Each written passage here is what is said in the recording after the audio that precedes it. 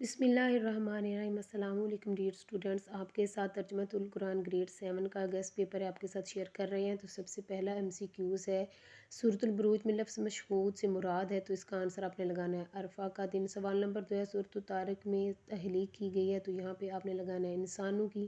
Question number 3 ہے، سورۃ الفجر میں فرعون کو کہا گیا ہے، تو اس کا آنسر ہوگا میہوں والا۔ کوشچن نمبر 4 ہے، سورۃ البلد کے مطابق انسان کی اعمال کی قبولیت کے لیے شرط ہے، تو یہاں ہوگا ایمان۔ کوشچن نمبر 5 ہے، سورۃ العادیات کا مرکزی مضمون انسان کو تنبیہ کرنا ہے، تو اس کا آنسر ہوگا ناشکری پر۔ اس کے بعد حصہ 2 میں آپ کو آیات دی گئی ہیں اور ان کا آپ نے با محاورہ ترجمہ لکھنا ہے۔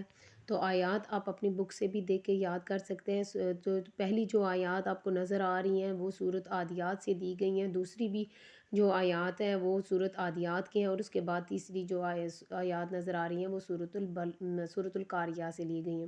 پھر اس کے بعد درج ذیل میں سے کوئی سے آپ نے 5 قرآنی الفاظ کے معنی لکھنی ہے، تو یہ اپنی بک سے دیکھ کے آپ لوگ یاد کر سکتے ہیں۔ تو اقرا کا مطلب ہے پڑھ، علم کا مطلب ہے علم، اس کے بعد قالا کا مطلب اس نے کہا، تو حدیثو کا مطلب ہے بیان کر دے گی، انہو کا مطلب ہے بے شک وہ، اعلیٰ کا مطلب ہے پر، مسکالہ کا مطلب ہے برابر، اور الجبال کا مطلب ہے پہاڑ۔ تو ڈیئر اسٹوڈنٹس، یہ تھا آج کا گیسٹ پیپر۔ اللہ حافظ۔